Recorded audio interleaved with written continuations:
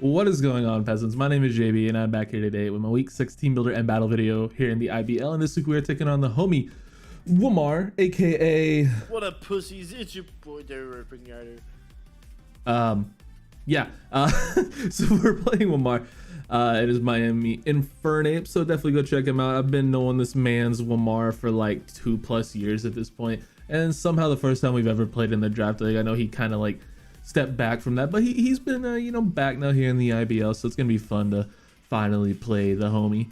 So yeah, let's go ahead and go over his team. Also, it's back a little bit. I look less ridiculous. Also, my hair looks fucking fantastic right now.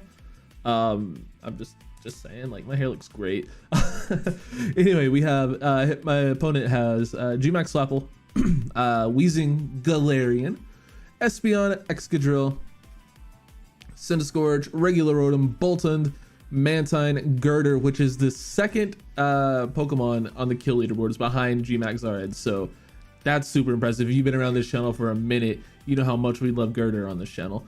Munchlax and Tyranitar. So first things worth noting, he has the Sandcore, of course, with T-Tar Excadrill. So Excadrill can be very fast and very hard hitting, so something we definitely need to be on the lookout for. Girder, like I already mentioned, is the second Pokemon in terms of kills in the entire league, which is just wild that, like, A, it's a Girder, and B, like, it's second in the entire league. Like, bro, that's just impressive. Like, I can't even hate on that. Munchlax is not a Pokemon. It's okay. It's very susceptible to knockoff, and it's not nearly as bulky as it would make you would think it would be. Like, a lot of EV-Light Mons are really, bulky with, that sort of thing. Like, a lot of Previos, like Piloswine is a very good Pokemon. I can't think of any others off the top of my head. Blade. Those are like the only two I can think of at the moment. But Munchlax not as thick as you would, be led to believe when, looking at other pre-Evos. It does have a massive HP stat. It's just its defense and Spadef are nothing special, even sort of. I believe they're both 50. Okay, 40 defense, 85 HP, only 5 speed. Like, it's got a good attack, but it's not that great. Same with Boltund. It's just a solid, really fast electric type, just terrible coverage. I don't know why Game Freak just refuses to give electric types any sort of coverage moves ever. I mean, it has Play Rough and it has Crunch, and it doesn't even have Ice Fang.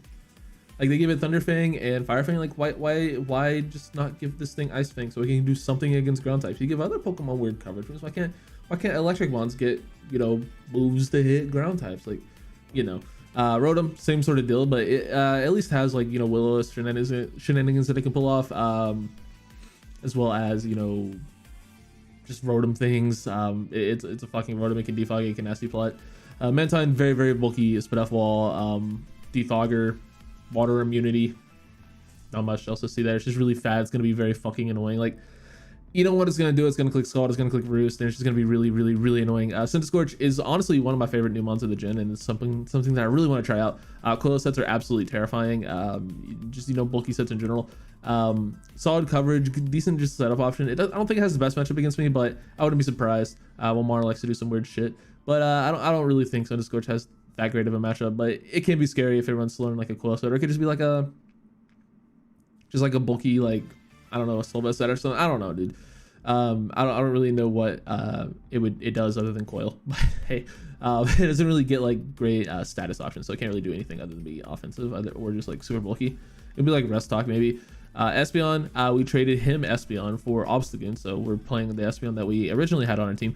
But it's just really fast, good special attacker, decent coverage moves, can run like dual screens or Wish if he wants to, maybe Baton Pass.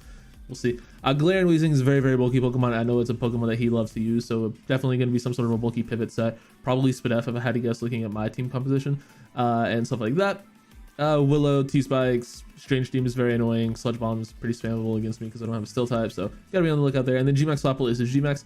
It does have the Hustle ability, so when it's Gmax, it's gonna still get that Hustle boost and just not miss, so that's really annoying. So he can run like Hustle Life Orb and just hit incredibly hard, so we have to be a little bit on the lookout for that. So that is his teams. Go ahead and go over the squad. I want to give shout outs to mostly Dorian helped me with his team. Pat and Shay like gave a little bit of input. Like, I was just sort of building and call. We didn't really go over too many things, but they were there. They're like, if I had an idea, I'd bounce it off of them, but yeah, just do it, and whether it was good or not. So That's how we build teams these days. Anyway, let's go ahead and go over the squad. First and foremost, we have our Halucha here.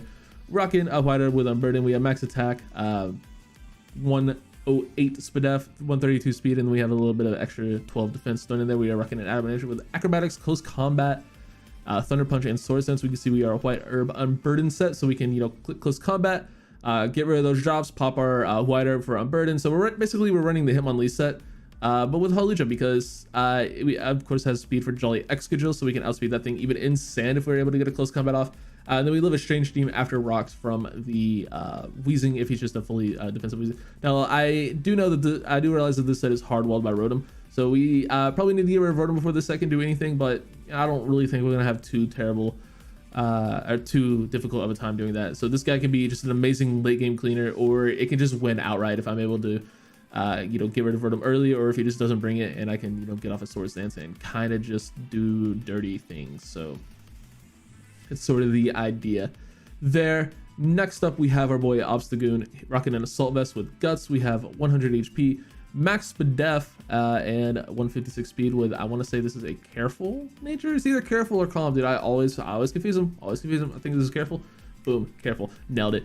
But anyway, we have Knockoff, Facade, Close Combat, and Thunder Punch. We have speed for Jolly Flapple. We are 3-hit KO'd by Specs, Espeon, Dazzling Gleam. So this thing is basically just here to take hits from his special attackers. Be that Rotom, be that Scalds from Mantine or what have you. Those are just only 3 like great special attackers. He does have Wheezing as well. And the best part about that is 3 of his special attackers all like clicking status moves. And we have, of course, do have Guts on this set as well.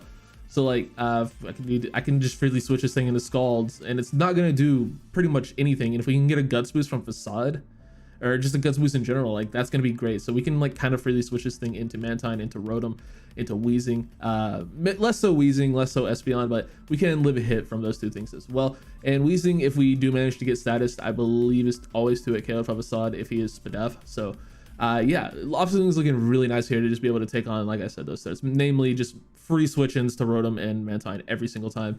Obviously, you know, rocks will be an issue at some point, potentially.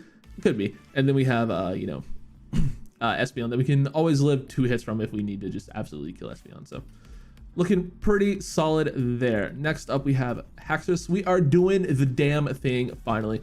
We're being choice band Haxorus, of course, with Mold Breaker. We have max attack, 36 SPDF, and 220 speed with a Jolly Nature. We have First Impression, Outrage, Earthquake, and Close Combat. We have speed for Timid Rotom, and with Choice Band, fucking Outrage, Okos, max HP, G-Max Flapples. So this thing just does so effing much damage to his team.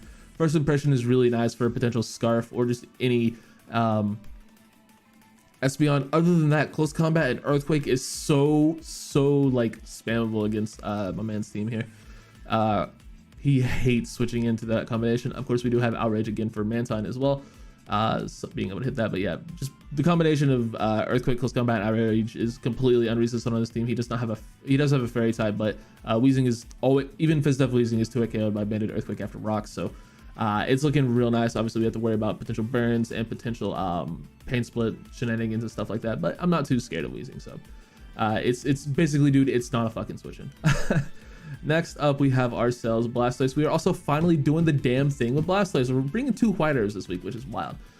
So we have White Herb here with Torn. Of course, we have 4 HP, 68 attack, 244 special attack. Because fucking Dorian makes me run odd HP numbers, even though it literally only matters for Stealth Rocks. It's the only thing it matters for. But he still makes me do it, so I do it. We have 188 speed with a Hasty Nature. We have Shell Smash, Scald, Ice Beam, and a Rock Slide. We have Speed for Scarf for Espeon at +2. Rock Slide 2-hit KOs, physically defensive Mantine, which is the only reason we're running that. Scald 2-hit KOs, max SPDF Wheezing, and Ice Beam Okos, max HP, G-Max Flapples. So if we can get a Shell Smash off against this thing, against this guy, he has no switch-ins. Girder is also 2-hit KO'd by Scald, so that's really fucking nice. T-Tar is always 2-hit KO'd by Scald. I believe T-Tar has a chance to be Oko'd after Scald if he's offensive. Oko'd after Rocks by Scald if he's offensive. Bolton does not live, Rotom does not live, Sensor does not live, fucking Espeon, Excadrill don't live, obviously. So yeah, it's just a potent offensive beast if we are able to get off the darn Shell Smash. Next up, we have ourselves Torkoal. We have a Shuckenberry with Drought, 204 HP, 252 defense, with a relaxed nature and 252 special, or no, just regular 52 special attack. Dude, I almost threw myself off. We have Stealth Arc, Body Press, Lava Plume, and Rapid Spin. We have a +2 Earthquake from Life Orb Excadrill with our Shukaberry. And Body Press does a 96 minimum to max HP T-Tar.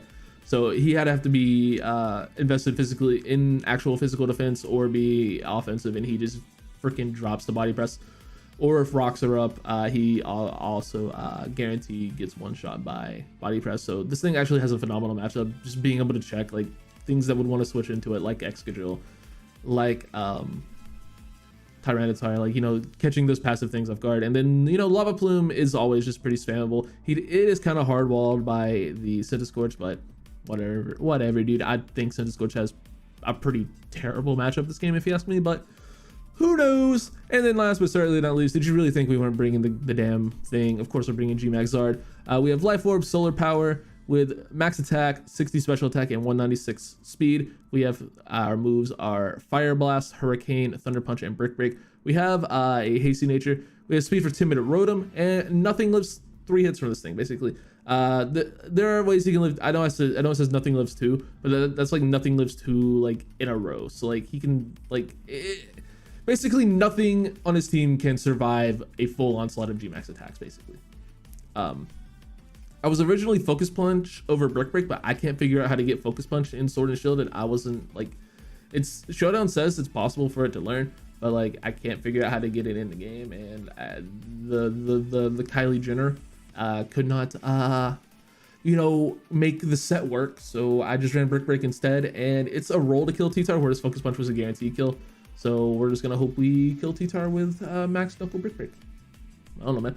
Thunder Punch, of course, will drop Hurricane Mantine, especially if we can get an attack boost. And we have Hurricane, Fire Blast because good mix coverage. So yeah, just a nice solid mix Zard here, and it's gonna put in work because it's Zard. Do I really need to explain anything else other than that? I don't think so. That's pretty much gonna do it for the team builder, boys. And for once, I actually recorded this well in advance of when we're playing, because we were supposed to play tonight, but like apparently Wmar is the worst scheduler ever, and yes, I do mean that. Saturday is all he said. He just said the day. I was like, hey Wmar, when do you want to play? Like I pinged him in the scheduling chat, and then like 2 hours later he joined a Yitsuwa call and he just said Saturday. That was like, he just said the word Saturday. And then I'm like, yesterday as I was recording this, because it's fucking 4:30 in the morning, I was like, yo, we still playing tonight, Mr. Saturday? And he's like, I thought I told you I was working. No, dude, you literally said one fucking word, Wmar. All you said was fucking Saturday. And then you tell me you're working? Whatever, man. Saturday apparently means I work on Saturday, and whatever, dude. That must be like Puerto Rican or something, dude. I'm not questioning it. I'm gonna go, you know, sleep. Not true. I'm gonna stay up for another 7 hours working on stuff, but I'm gonna go play with Wmar, and it won't be 7 hours for you guys. It'll be about 7 seconds. So enjoy the battle. I don't know what's happening. I'm kind of just gonna. Let's just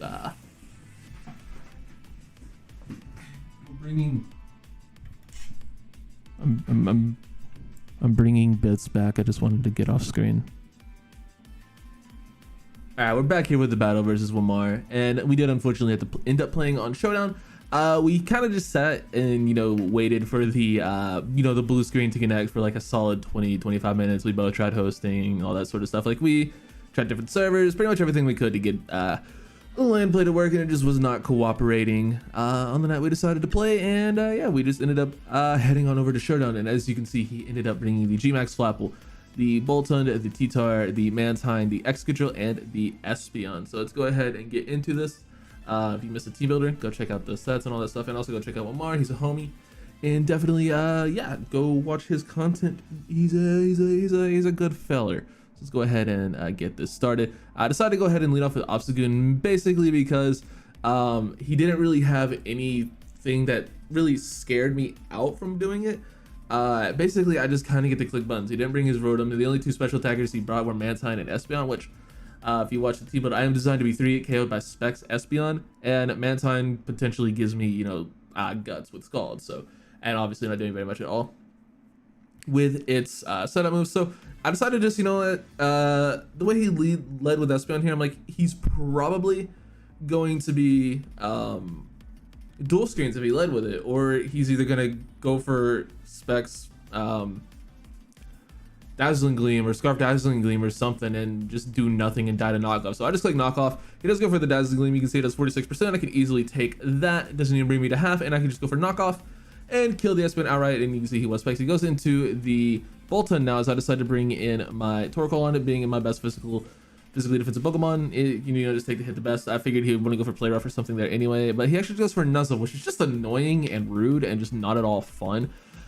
Which, you know, yeah, it's kind of just goes with Wmar as a person. That's a joke. That's a joke. That's a joke. So yeah, he's gonna paralyze my poor turtle here. So I'm like, all right, that's fine. So I decided to click body press here, wanting to catch T-Tar. Maybe I want to switch to get rid of my weather, and it also does like a solid chunk of damage to pretty much everything that's not Mantine. So he's gonna go for Thunder Fang and do nothing. I clicked Rocks that turn. Just, you know, try to get him up, and I get fully paired, unfortunately. So I'm like, well, that's annoying. Now I'm at half, and I no longer have, you know, my switch into drill that I needed with Chocoberry and stuff like that. I also no longer have a switch into Flapple if I need it. So it's kind of annoying. Whatever, dude. I didn't need to, you know, be paralyzed or anything. Like that's not fun or stuff. Like, hey, so I was gonna go for another Thunder Fang, go for a body press. I just decided to kill this thing. I could have got my rocks up. I'm like, at this point, I kind of just want to kill this because I don't really deal well with it, so I want it dead, so I killed it. And then he's going to bring in his T-Tar. I decided to flex and click Rapid Spin here because I figured he would have predicted me to save my weather, but, you know, solar power boosts, I've kind of just been treating them as like a more of a treat than like necessary. I haven't really needed them to pick up KOs with Zard thus far, so I'm like, I don't necessarily need it this game, so I'm kind of okay with letting this thing die here. If I can keep rocks off the field, I think that'd be really nice. So I do click Rapid Spin this turn. He does go for rocks and punished for making good play. That's Pokemon for you. So I'm like, all right, well, that's annoying. I'm just gonna go ahead and click the old I'm just gonna let it die there basically. So I decided to go in.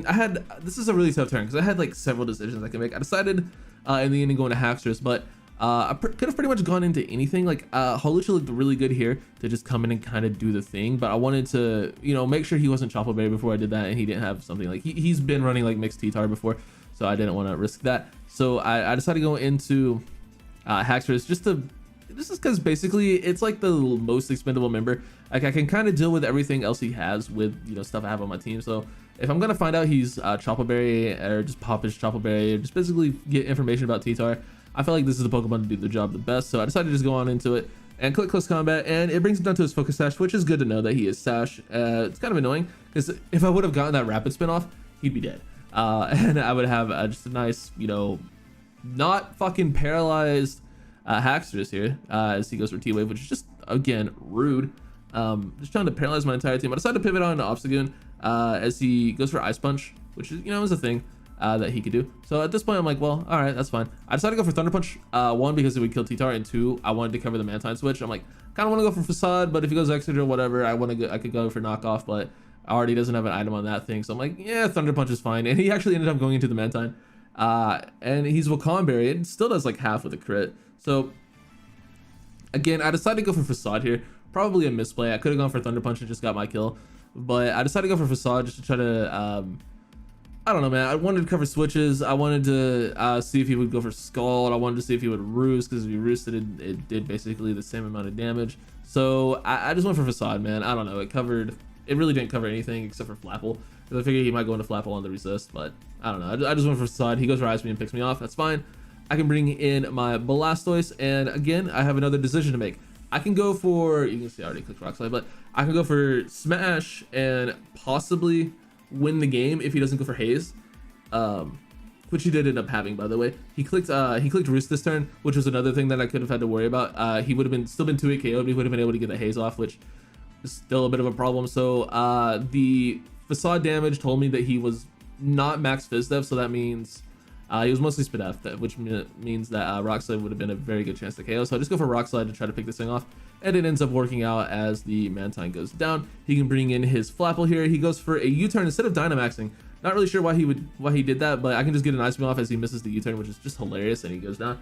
So he can go into the T-Tar here. I can click Skull, just get myself another kill, And at this point, he has 4 turns of sand to do things with Execute Drill, and I have 4 Pokemon. So potentially, I'm going to have to waste all 4 of those sand turns. So I'm going to have to need something to live a hit, basically. So I just decided to stay in here with my Squirts, go for the good old Scald, and just do a ton, like 70%. So he's down to 3 turns left. So he has to use his, that turn to kill me. So he's down to 2 turns left. You can see he's not Life Orb or anything like that.